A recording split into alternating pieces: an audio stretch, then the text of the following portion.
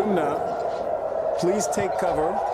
If you are in a position to do so safely, you can explain to us what we're happening. If you are not in a position to do so safely, then please get to safety. This is a missile attack